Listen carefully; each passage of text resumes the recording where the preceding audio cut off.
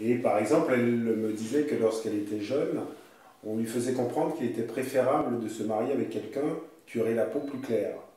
Je crois que c'était au Brésil. Et donc, je participe à une initiation qu'on pourrait appeler vaudou, d'accord, les vieilles cultures venues d'Afrique. Et en fait, les personnes parlent le Yoruba, ok?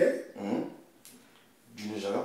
Mais ce qui est très intéressant, c'est que ce Yoruba parlé n'est plus compris. Il faut leur dire aussi, attention, nous vivons dans des sociétés où il y a historiquement des discours qui vous disqualifient. Ne rentrez pas dans ce discours. Comprenez qu'en fait, vous n'avez pas de problème. Ceux qui ont un problème, ce sont les racistes. Parce que très souvent, j'ai l'impression que vous parlez, il y aurait nous et eux. Mais bien sûr. Les personnes qui sont extrêmement racistes. D'accord? Tout le monde est prêt à dire « Ouais, c'est pas bien ce qu'ils font et tout ». Moi, je dis, profitons de ce moment-là pour dire aux autres personnes « Oh, écoutez-moi bien, ils sont pas nés comme ça, les mecs. Hein. Si ils ont ces préjugés-là, c'est parce qu'en fait, la société fonctionne et envoie des discours. Ça veut dire que vous aussi, à l'intérieur de vous, vous avez aussi des préjugés négatifs peut-être sur les personnes de couleur noire.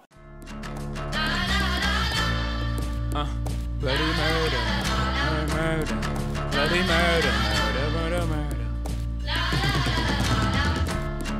Bloody murder, murder, murder. Oui, mais ce que les gens y pensent, ils peuvent penser ce qu'ils veulent à partir du moment où ils ne font pas de mal.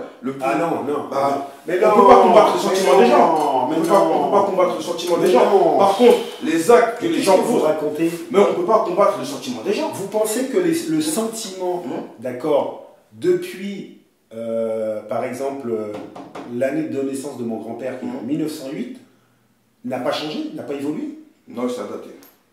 Ah, ça n'a pas changé? Il s'est adapté, j'ai dit.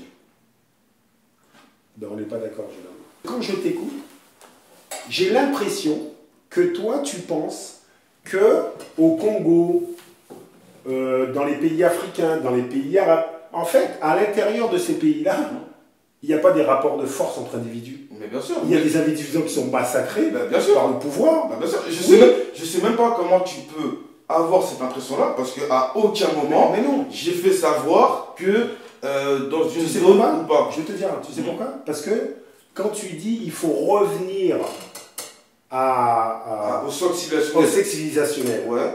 Mais quand tu dis revenir au socle civilisationnel, on a toujours l'impression que ce socle-là serait bienveillant et n'est pas entaché de rapports de domination. Mais ce socle civilisationnel, le retour-là, je le prenais pour l'estime de soi, par rapport au fait que les gens ont une mauvaise estime de leur apparence, de leur identité, et qu'ils se mutilent par rapport à ça. C'était dans ce cas de figure-là mais moi j'évoquais cela. Je pense maintenant, concernant tout ce qui est racisme, et l'histoire le démontre, et on le voit tous les jours, c'est une histoire de rapport de force. Le racisme, il est subi que par les personnes qui sont dans des situations de vulnérabilité. Oui, mais parce que parfois on les met dans une situation de... Oui, mais voilà.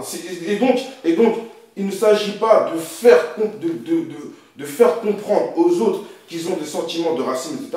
Mais il s'agit de se retrouver dans des situations où on est beaucoup moins exposé à la vulnérabilité, de manière à ce que les gens qui développent ce sentiment-là raciste le gardent en eux. C'est ce qui fait qu'aujourd'hui, tu as l'impression qu'il y a beaucoup moins de haine qu'à l'époque de ton grand-père, parce qu'aujourd'hui, beaucoup de gens intériorisent ce sentiment-là et qui ne sont plus en mesure de l'exprimer. Parce que même à l'époque de l'esclavage, ce n'était pas la totalité des populations blanches qui haïssaient les Noirs. C'était pas la totalité.